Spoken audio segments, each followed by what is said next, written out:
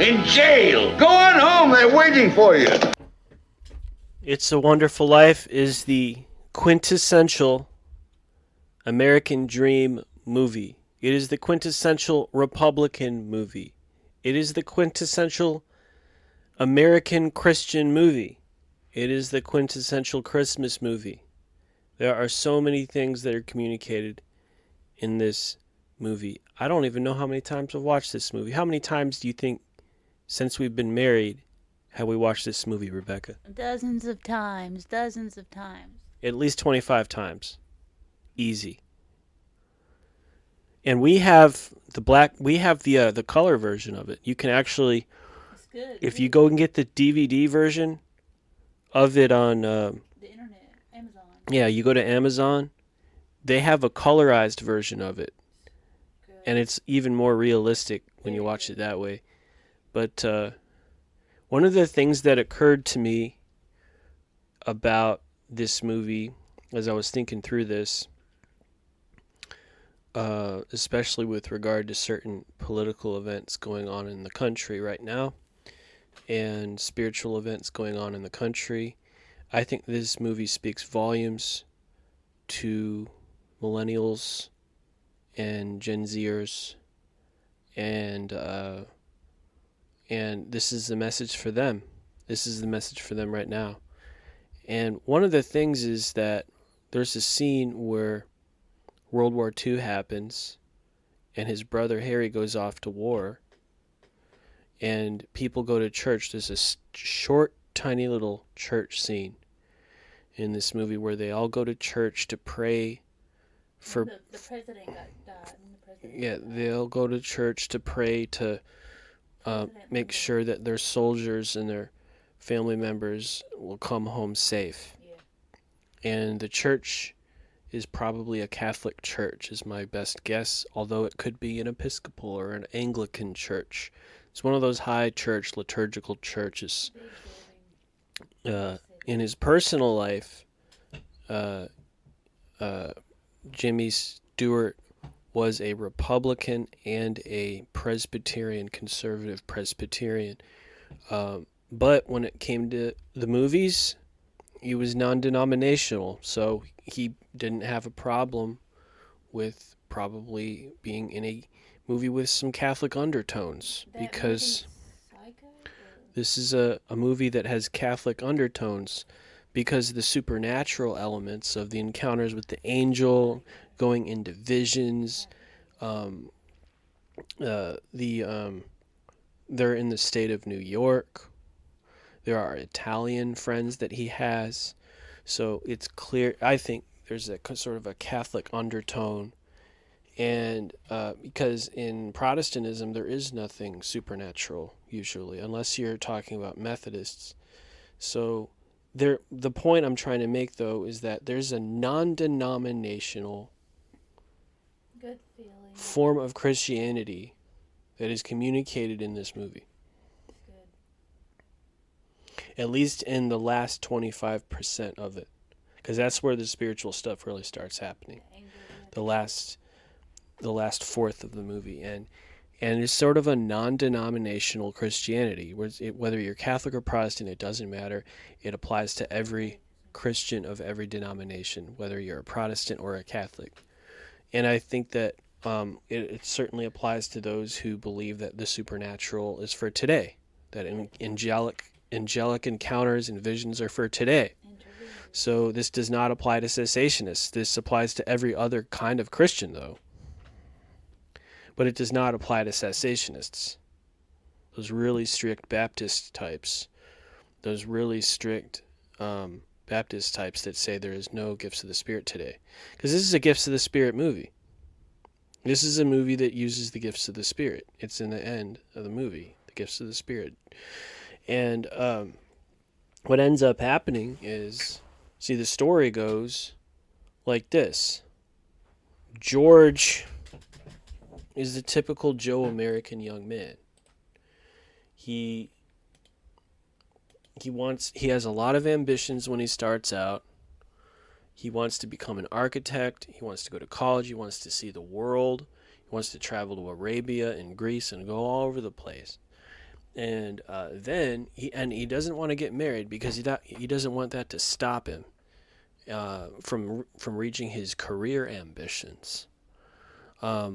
So if he felt like if he settled down like his dad did, he would end up being a nobody, and he wanted to be a famous man. He wanted to be a man who really got great things done, and so, but then eventually he hitches with Mary and he settles down and becomes an average guy, and inherits his dad's loan business after he dies, and all of his customers are also friends to him. And back because his business, although it's the same type of business as Scrooge, a loan business, he's in competition with a Scrooge named Mr. Potter, who gives people horrible slum. He's a slumlord, and he gives them exorbitant interest. Whereas if people miss their payments with George, it's okay. It's no big deal. You pay me when you can. And so as a result of his generous charitable activity towards rental homes and things like this, that he has better relationships with people in the community. But he doesn't think anything about it. He just looks at it as a business, but he takes all of his friendships for granted.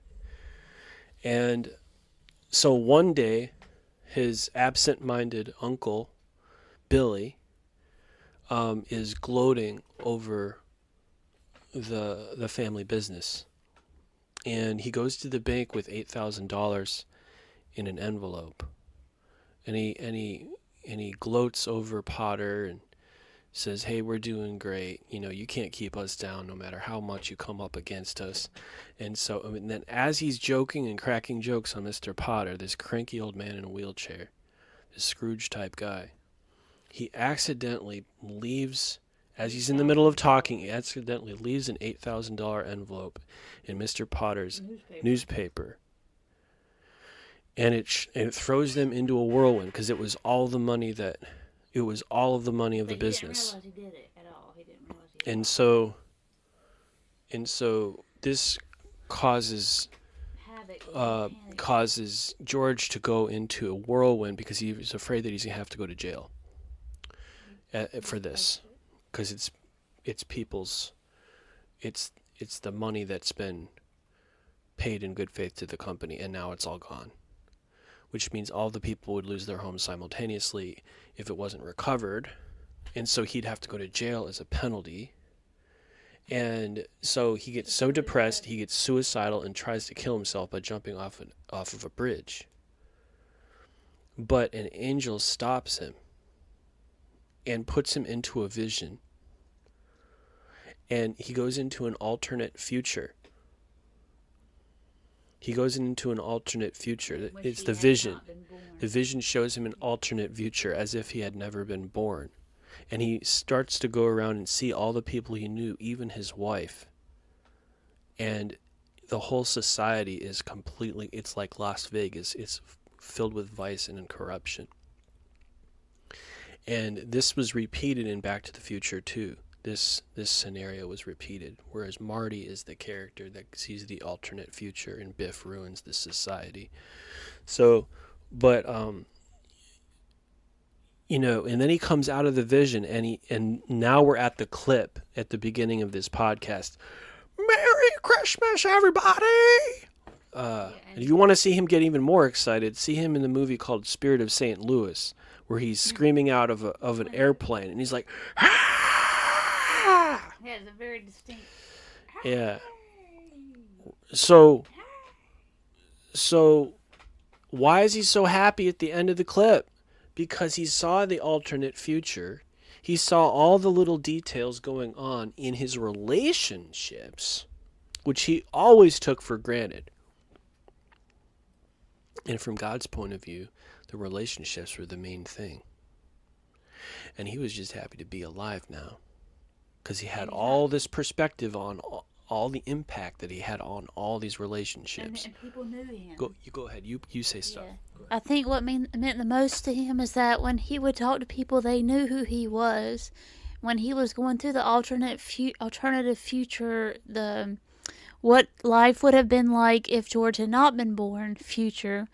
When he would talk to people, they didn't know who he was. And that truly is the gift of life, the gift of heaven, is to be known, not just about having a good name, but to be known by people. They are familiar with your face, your name. They care for you. They look out for you. They have a past with you. And so he gets that back when he gets saved in the end of the story. And that's what means, even if it meant he went to jail, he would still have Mary as his wife.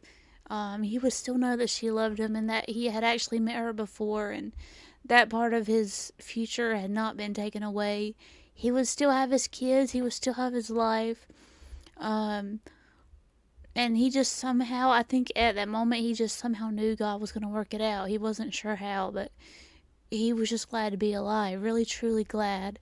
And that is like a born-again experience. He was happy to be alive, and he loved everybody, because he realized he had a vision from God, and it showed him that the meaning of his life, and the reason why his life was so wonderful, is because he had so much friends and family that loved him and cared for him. And why? Because he loved and cared for them. Yeah. And what ends up happening as a result of all of this is his prayer that he made to God in the bar, at the tipping point of his suicidal desperation. He made a connection with the divine. An angel came down, showed him an alternate reality vision, filled him with joy and jubilation.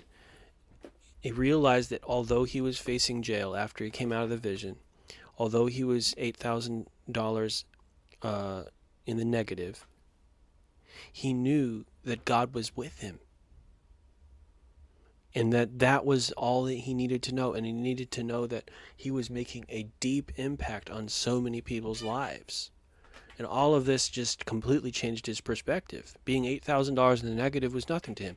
Facing jail was nothing to him, because he had all this other stuff downloaded into his mind. Plus, as the result of his prayer and his vision and his connection with the divine and his encounters with the angel, Clarence, God moved on all of the people that he knew in the mortgage community.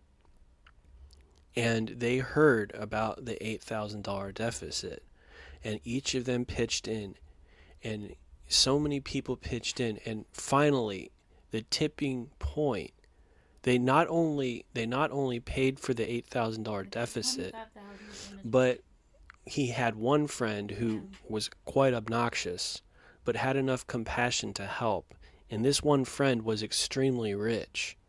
And so he not only got the deficit paid up, but he ended up with a $25,000 profit as a result of that. All because of his connection to the divine. All because of his connection to God through his prayer in Jesus' name. Yeah. To get connected with God. He didn't say Jesus' name in the movie, but we know that, it's church, it's Catholic, it's non-denominational. It's not a cult. It's Orthodox biblical Christianity. It's biblical enough to where any non-denominational Christian can get this. Okay? It's a really good story. It's got some really good life lessons. Yeah. It's one of my favorite because it shows how, he's not perfect, but he's figuring out things in his path and in his life. He does struggle with wanting to be adventurous and to go and do, but I don't think he realizes, but that is what he ends up doing. He goes on this soul-searching adventure type thing, and he gets his identity back, basically. Like his full God identity. It's a really good story. And of course, watch the SNL version of the alternate ending of It's a Wonderful Life, because in this alternate ending, they have him break into Mr. Potter's office and beat him up, and Mr. Potter turns into a dummy, and his arms and legs flap all over, and they throw him into the wall and stuff. It's really funny, but all in jest. The reality is, we need to have forgiveness, because our true meaning does not come from fighting enemies and opposing people, right? It comes from connection with Jesus. supernatural connection with Jesus through faith and through prayer, and through understanding that our main priority is not financial, it is relational to our family and to our friends. And when we say family, we don't mean dysfunctional family. We mean family in the sense It's a Wonderful Life is talking about. Family that is based in faith. Okay? That's what we mean. Well, that's all I have to say, unless you have any other additional thoughts that you'd like to put in there. That's what we got to say. Merry Christmas, everybody. And I am thankful to God that it's a wonderful life.